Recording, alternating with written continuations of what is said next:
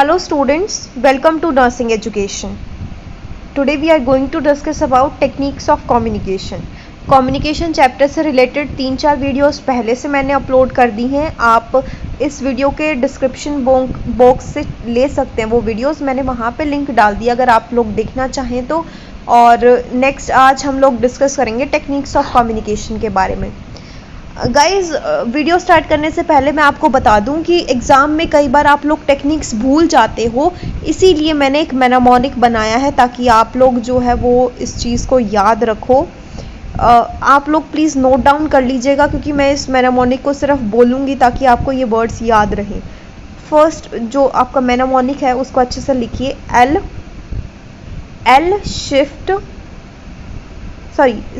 C shift LBR. Mnemonic is C shift LBR.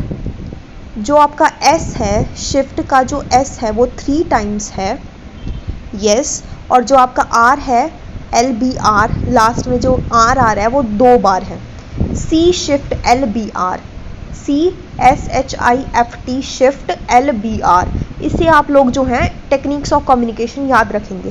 C stands for clarification. आप लोग इसमें देख सकते हैं C क्लैरिफिकेशन के लिए है. शिफ्ट की बात की जाए तो मैंने बोला था S 3 बार आएगा. S for silence, sharing perception and suggesting. तो S हो गया आपका.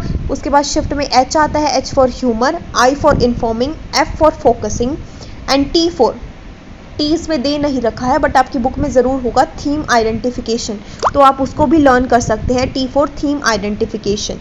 उसके बाद मैंने बोला था LBR stands for listening, broad opening and restating. तो आपको इस मेनामोनिक से टेक्निक्स ऑफ कम्युनिकेशन याद रखनी है ताकि आप भूलें ना. C shift LBR, S 3 times है, R 2 बार है. C shift LBR. इसको आप नोट डाउन कर लीजिए please. I am repeating again and again ताकि आपको अच्छे से समझ में आ जाए. C shift LBR. चलो अब नेक्स्ट स्टार्ट करते हैं कि लिसनिंग होता क्या है. लिसनिंग एक एक्टिव प्रोसेस है जिसमें लिसनिंग हम रोज़मर्रा की ज़िंदगी में करते ही हैं. For example you are students, तो जब आपकी टीचर आपको लेक्चर दे रही होती है, पढ़ाती है, तो आप अच्छे से लिसन कर रहे हैं होते हैं. अब मैं जैसे आप वीडियो देख रहे हैं, मैं आपको पढ़ा रही हूँ, तो अब आप लिसन कर रहे हैं. तो दूसरों की बात जब हम अच्छे से सुनते हैं तो वो एक एक्टिव प्रोसेस होता है. और लिसनिंग जो है वो काफ़ी ज़्यादा इम्पॉर्टेंट होती है कम्युनिकेशन के प्रोसेस में. कंप्लीट अटेंशन जो होता है नर्स का वो रिक्वायर होता है इसमें. और there should be no preoccupation with oneself. इसमें क्या होता है, जो नर्स होती है उसको अच्छे से पेशेंट को सुनना होता है और उस टाइम उसको कोई और अदर काम में इंडल्ज नहीं करना होता है खुद को. लिसनिंग जो है वो एक साइन ऑफ रिस्पेक्ट है for the person who is talking. अगर आप कोई पर्सन बोल रहा है, आपसे बात कर रहा है और अगर आप उसको ध्यान से सुन रहे हैं तो इसका मतलब है कि आप उस पर्सन की रिस्पेक्ट करते हैं. और ये एक पावरफुल मेथड है किसी के साथ अच्छा रिलेशनशिप बनाने का, अगर आप उसकी बातों को अच्छे से सुन रहे हैं तो. अगर आप किसी की बात को अच्छे से सुनोगे तो उससे क्या होगा, जो अगर फॉर एग्जांपल अगर नर्स पेशेंट की बात को अच्छे से सुनेगी तो पेशेंट जो है उसको लगेगा कि नर्स मुझसे कम्युनिकेट करना चाहती है. वो अच्छा NPR बनेगा और पेशेंट अपनी जितनी भी प्रॉब्लम्स है वो अच्छे से नर्स के साथ शेयर कर पाएगा without any hesitation. Next is broad opening. These encourage the patient to select topics for discussion and indicate that nurse is there and listening to him and following him. इसके अंदर आता है कि इसमें एनकरेज किया जाता है पेशेंट को कि वो टॉपिक सिलेक्ट करे कि किस टॉपिक के बारे में उसको नर्स के साथ डिस्कस करना है. और फिर नर्स जो है वो उसको बोलती है कि कोई भी टॉपिक सिलेक्ट कर लो, आप जिसके बारे में भी आपको बात करनी है, मैं यहाँ पर हूँ, मैं आपकी बात सुनूंगी, अच्छे से लिसन करूँगी और आपकी बात को मानूंगी. तो ये ब्रॉड ओपनिंग हमें पेशेंट के साथ करनी होती है. For example question such as what shall we discuss today. Nurse को पेशेंट से पूछना होता है कि आज हम लोग क्या डिस्कस करेंगे, आप मुझे क्या और बताना चाहते हैं, या फिर आपके साथ क्या हुआ, आपको क्या प्रॉब्लम है. तो ये सारी चीज़ें जो हैं वो नर्स को पेशेंट से पूछनी चाहिए, जिसकी वजह से जो पेशेंट है वो एनकरेज होता है नर्स के साथ बातचीत करने के लिए. नेक्स्ट अगर हम बात करें रीस्टेटिंग में nurse repeats to the patient the main thought he has expressed. It indicates that the nurse is listening. It also brings attention to something important. जैसे कि अगर आप पेशेंट को सुन रहे हैं, नर्स हैं आप और पेशेंट को सुन रहे हैं, तो आप जो भी पेशेंट ने बातें कही उनमें से कोई भी एक या दो बात को जो इम्पोर्टेंट थी उसको आप रिपीट कर सकते हो। अगर आप उन चीज़ों को रिपीट करोगे तो पेशेंट को लगेगा कि आपने पेशेंट की बात को ध्यान से सुना है और आपको अभी तक वो पेशेंट की बातें याद है। जैसे कि बातों बातों में अगर पेशेंट ने आपको बता दिया कि उसको खाने में क्या पसंद है, तो 2-4 दिन बाद आप उसको बताओ कि मुझे पता है कि आपको खाने में क्या पसंद है, आपने मुझे परसों बताया था। तो उससे क्या होता है, पेशेंट को ये लगता है कि हाँ, जो नर्स है वो मेरी बातें अच्छे से सुनती है। Next is clarification. क्लैरिफिकेशन में person's verbalization, especially when he is disturbed or feeling deeply, is not always clear.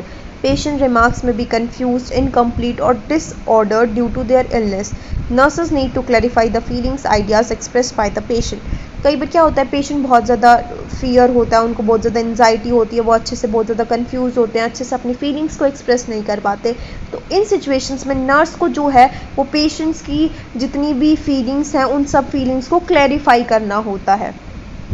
Nurse को ज़रूरत होती है कि वो कोरिलेशन प्रोवाइड करे पेशेंट की फीलिंग्स और उसके एक्शन के साथ। जो पेशेंट है वो क्या फील कर रहा है और कौन कौन से एक्शंस जो हैं वो परफॉर्म कर रहा है, इन दोनों के बीच में नर्स को कोरिलेशन फाइंड आउट करना होता है। फॉर एग्जाम्पल, नर्स को ये बोलना होता है पेशेंट को कि I am not sure what you mean, मतलब उसे दोबारा पूछ सकती है अगर नर्स जो है वो समझ नहीं पा रही कि पेशेंट क्या एक्सप्रेस करना चाहता है, क्या फील कर रहा है, तो वो उसको बोल सकती है कि एक बार दोबारा से मुझे बता दो, could you tell me once again.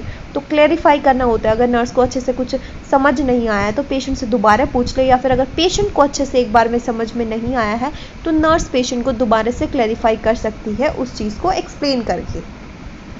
Reflection, इसमें क्या होता है, this means directing back to the patient his ideas, feeling, questions and content.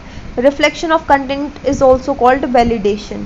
Reflection of feeling consists of responses to the patient's feeling about the content. इसकी वजह से इसमें क्या होता है, directing back to the patient his ideas, feeling, जो भी patient के आइडियाज़ वगैरह होते हैं, फीलिंग होते हैं, उनको रिफ्लेक्ट करना होता है, मतलब उनको वैलिडेशन देनी होती है।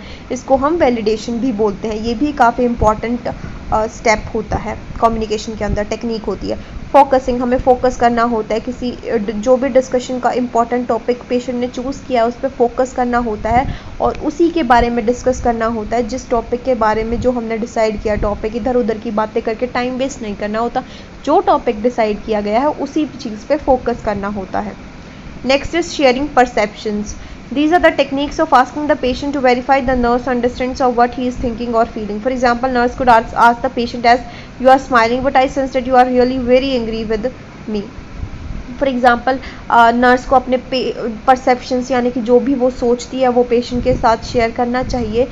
फॉर एग्ज़ाम्पल, अगर नर्स को लग रहा है कि पेशेंट हैप्पी है बट मुझसे नाराज़ है, तो नर्स उससे पूछ सकती है कि मुझे लग रहा है कि आप खुश हो बट मुझसे नाराज़ हो, इज़ देयर समथिंग कि मैंने कुछ गलत किया हो, या फिर I am really sorry for that what ever I had done.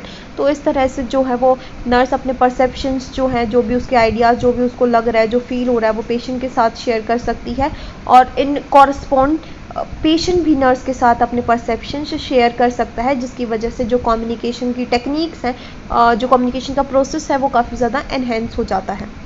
Next, theme identification. मैंने आप लोगों को बताया था, उसमें लिखा नहीं था T4 शिफ्ट का जो T था उसमें थीम आइडेंटिफिकेशन लिखा नहीं था, बट अंदर एक्सप्लेन किया हुआ है, तो आप लोग ज़रूर इसको लिखिएगा, थीम आइडेंटिफिकेशन।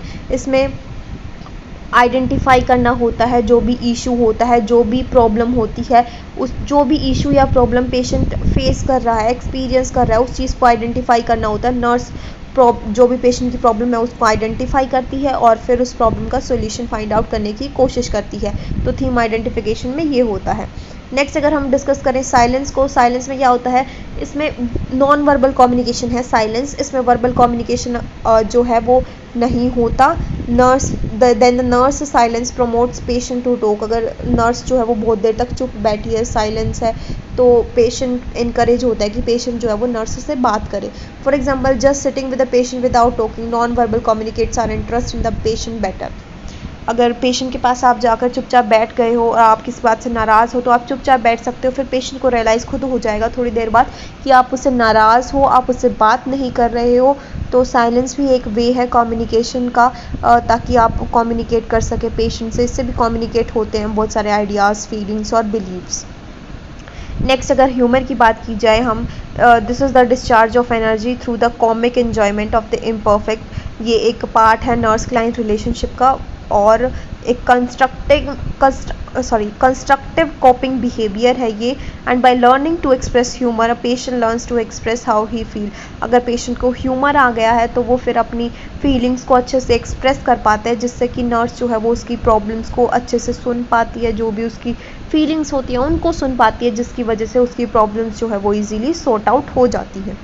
नेक्स्ट अगर हम डिस्कस करें इन्फॉर्मिंग होता है कि नर्स को जो भी प्रोसीजर पेशेंट के साथ कर रही है, जो भी मेडिकेशन उसको दे रही है, जो भी ट्रीटमेंट उसको दे रही है, वो पूरा का पूरा इन्फॉर्म करना होता है, पेशेंट को एक्सप्लेन करना होता है, ताकि पेशेंट या और उसके फैमिली मेम्बर्स को सारी की सारी इन्फॉर्मेशन हो, जो भी उसका हेल्थ स्टेटस है पेशेंट का, वो सब कुछ पेशेंट को इन्फॉर्म करना होता है नर्स को। सिंपल फैक्ट्स भी बताने होते हैं पेशेंट को, उसकी हेल्थ से रिलेटेड जो भी सिंपल फैक्ट्स होते हैं। और लास्ट आता है हमारा सजेशन। लास्ट टेक्निक है कम्युनिकेशन की, इसमें सजेशंस देने होते हैं नर्स को। This is the presentation of alternative ideas related to problem solving. जैसे कि पेशेंट ने आपको कोई प्रॉब्लम बताई है, एज ए नर्स आप क्या करोगे, आप बहुत सारे सजेशंस दे सकते हो पेशेंट को कि इस प्रॉब्लम का ये सॉल्यूशन है, ये सॉल्यूशन है, ये सॉल्यूशन है। फिर पेशेंट उन सारे सॉल्यूशंस में से कोई भी एक सॉल्यूशन खुद चूज़ कर सकता है। आपको सिर्फ पेशेंट को सजेशंस देने हैं कि आपको उसको हेल्प करनी है, जितनी भी उसकी प्रॉब्लम्स है उसमें सजेशंस दे सकते हो आप। ये एक काफ़ी पावरफुल और यूज़फुल कम्युनिकेशन टेक्निक है, जिससे कि आप पेशेंट की प्रॉब्लम को एनालाइज कर सकते हो और उसके कॉपिंग मैकेनिज़्म को भी वो एक्सप्लोर कर सकते हो कि वो कौन से कॉपिंग मैकेनिज़्म को, जब भी उसको कोई स्ट्रेस आता है तो वो कौन से कॉपिंग मैकेनिज़्म को यूज़ करता है। कॉपिंग मैकेनिज़्म बहुत सारे हैं, डिफेंस मैकेनिज़्म, जो कि मेंटल हेल्थ नर्सिंग में काफ़ी इंपॉर्टेंट है। अगर आप लोगों को वो नहीं आते हैं तो कमेंट बॉक्स में कमेंट कर देना प्लीज़, मैं उस पर वीडियो डाल दूँगी। और डिफेंस मैकेनिज़्म क्योंकि काफ़ी इंपॉर्टेंट है और एग्ज़ाम में पूछा जाता है, तो डिफेंस मैकेनिज़्म आप लोगों को आना चाहिए। फिर यही है कि नर्स जो है वो पेशेंट को सजेशन प्रोवाइड करती है उसकी प्रॉब्लम से रिलेटेड।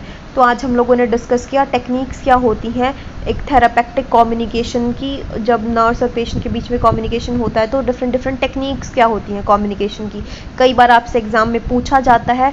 तो प्लीज़ इस टेक्निक्स को अच्छे से याद करना। फिर से बोल रही हूँ, मेनामोनिक था C शिफ्ट LBR।